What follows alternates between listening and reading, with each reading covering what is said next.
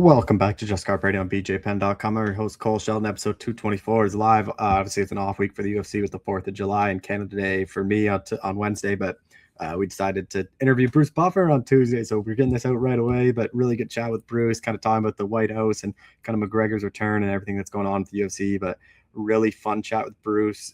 We kind of talked about where some spots he'd like to see the UFC go and kind of where he sees going with his career and all the businesses he has outside the UFC. But really good chat with Bruce, and I hope you all enjoy. And be sure to tune in next week for a stacked episode of Just Scra Radio out of UFC 329, which is obviously McGregor's return. Thank you all for listening. Enjoy the 4th.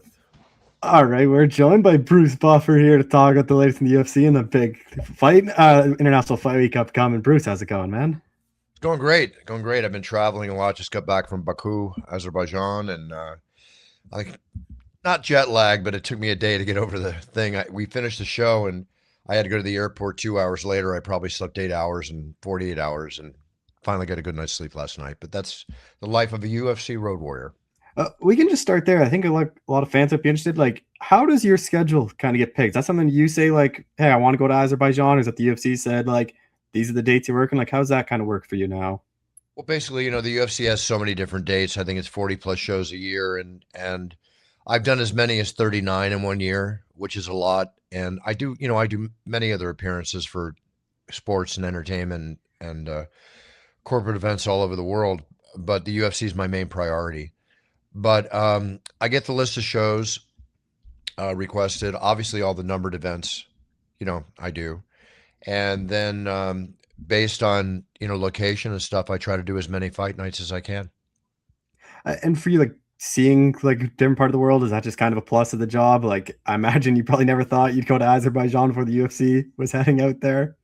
Well, never imagined it, but obviously it happened last year. It happened this year. It's a beautiful city. The fans there are rabid. I got out of the car to get into my hotel, and there was like maybe 15, 20 somethings and under, hanging out front. All of a sudden, it's like 50 came out of nowhere. And it's just like getting mobbed, and it's kind of like I can imagine what the Beatles went through. Not that I'm a Beatle by any standard whatsoever, but they mobbed so hard, they actually compressing my body and like pushing my knee. I had to push everybody away. And I stood there, and I always do this. I will always take pictures. I will always, sign autographs. I will always give everybody the time of day, but in time, just relax. Security had to come in and push them away, but I made it a point to. And I was wiped out from the trip, but I made it a point to take pictures and make everybody happy. I mean, the UFC fans are the greatest fans in the world, amongst other sports, of course, and entertainment. But they're paying their hard-earned money, This day and age, hard-earned money has a real distinctive meaning to it. It's our obligation to sign every autograph, and especially for the kids. How can you ever not sign an autograph for a kid or take a picture, that type of thing? I'll be at an event, see that little hand reaching out in between people, and I'll make it a point to stop and give them the time of day. And I know I'm being long-winded here, but it all stems back from an experience I had when I was 5 years old. I was in a hotel in Philadelphia, and a tall black man walked in the front door, and I recognized him from TV. And I said, "Dad, look who it is." And he said, "Son, go over and say hello." And my brother Brian and I was 7 at the time. I was 5, and walked over, and he spent 5 to 10 minutes with us. And his name was Cassius Clay. And who eventually became Muhammad Ali. That had an impression on me that lasted me the rest of my life. Because had he neglected me or something like that, that would have had an impression on me too, and it would have been negative. I never want to do that to anybody. The one thing I did want to talk to you about is obviously the White House card. Like, I think everyone kind of seen it. Like, I remember when we talked after the Sphere, I kind of said, I don't know how the UFC ups it, and you were kind of saying, like, you can't count out what Dana White does because he will find a way to one-up everything. Like, what was that whole experience like? Like, it's kind of surreal, like when you started, like half the states had the MMA banned, and now you're on the White House lawn. Like, what was that whole experience like for you? Well, to be on the White House lawn with all the history there and everything happened, it was a very historical, memorable experience. And the production that the UFC pulled off, as Dana White said, I mean, if he's going to do it, he's going to do it. And when he says he's going to do it, he does it.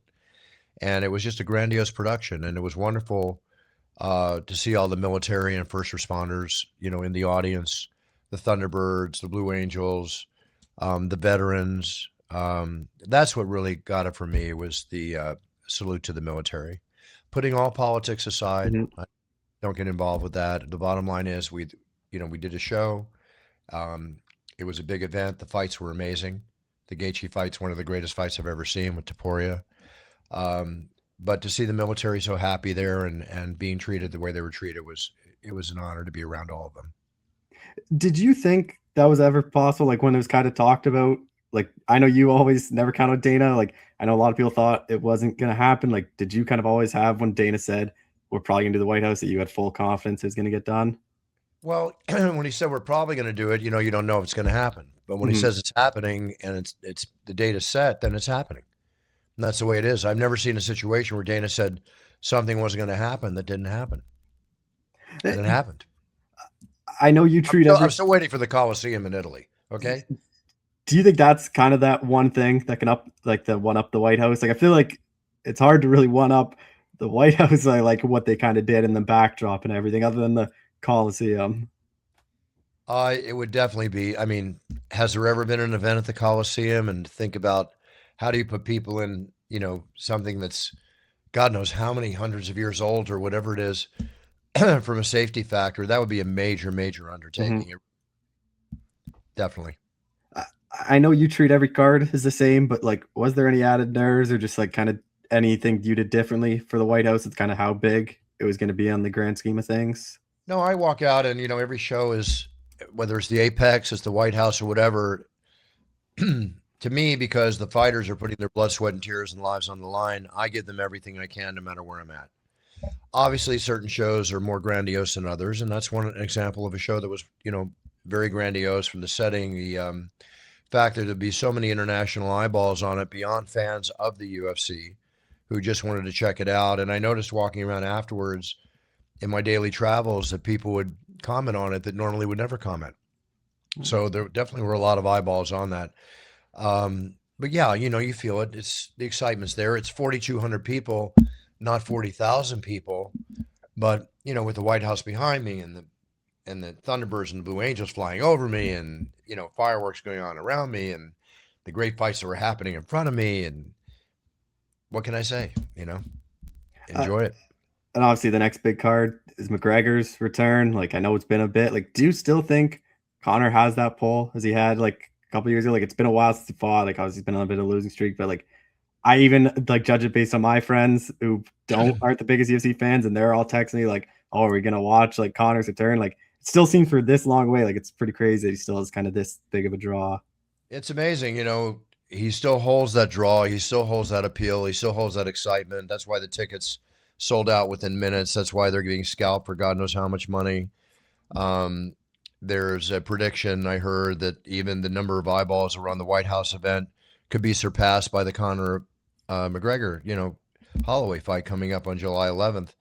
And, it all remains to be seen, but let's face it, I always say the fighter with the it factor comes along every few years. Conor came along with the it factor, coming from being on a government €150 check a month welfare, shall we call it, Irish welfare, whatever the term is, to being worth the hundreds of millions of dollars that he's worth today in the various ventures that he's had.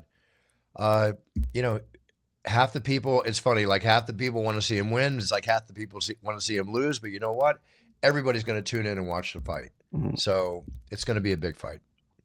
Does International Fight Week, like, does that change anything for you? Like, I know there's a lot of extra stuff, like fan stuff. Like, do you try to head out to a lot of that stuff and just kind of, I know you said earlier, like you like meeting all the fans. Like, do you do a bit extra during International Fight Week?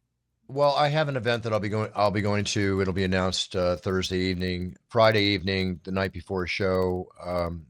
I have business plans and other plans, but also the night before a show, I don't really stay out that late. I go out and party and hardy and, have a great time and do everything. And I always have a great time no matter what I do. But with the show starting early, I like to get, I call it I'm a nun before the show, the night before the show.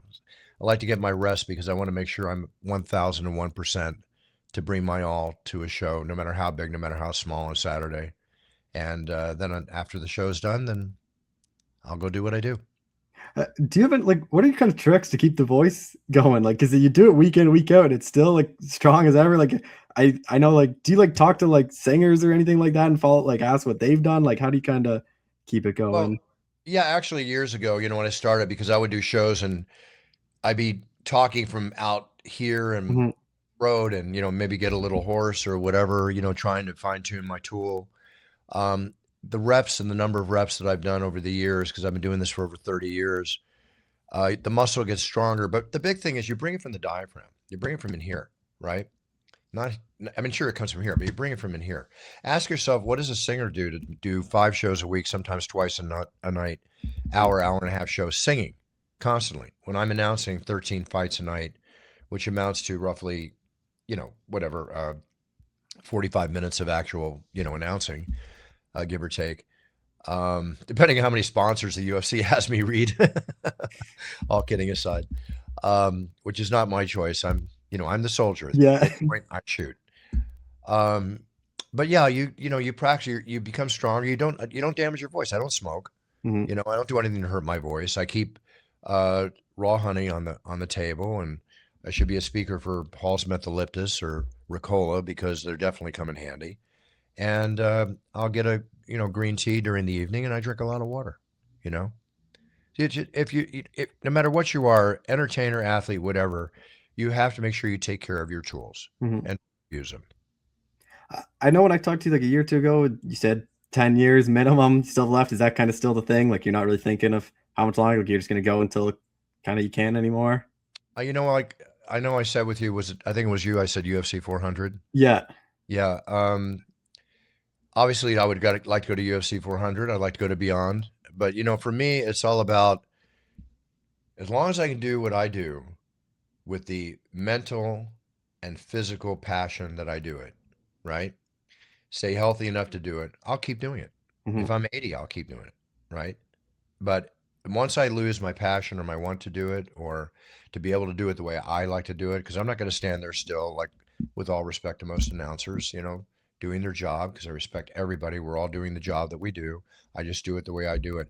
I've got to do it my way. I've got to be able to move, got to be able to get in there and have the want to get on the road and do the shows in Baku and do the shows here and there and whatever the case might be. So there might come a time when I'll do not as many shows as I do, or maybe I still will. I don't know. I My passion's higher than it's ever Mhm. been. So I have no thoughts about stopping. Just two more things. Like I know UFC's kind of been everywhere. Like, is there any places you would like to see them go? Like whether that's a certain venue or location or country that they kind of haven't or haven't been to in a while? Yeah, I would like to see obviously Italy. I Yeah. would like to see a show in Italy. I'd like to see a show in the French Riviera because I happen to love the French Riviera. I'd like to see a show in Hawaii because I love Hawaii. Go Mhm. surfing, put on the tux by 2 and get over to the arena. That would be awesome. I used to do that for Rumble on the Rock when BJ Penn and his family used to have their shows there. It Mhm. was great. I'd be surfing in the morning and then I'd be in the cage at 5 o'clock or whatever. Um, South Africa would be amazing to go to. I think that pretty well covers it right Yeah. there because we're pretty much hitting everywhere. Unless something's escaping me, I can't think of an area other than that.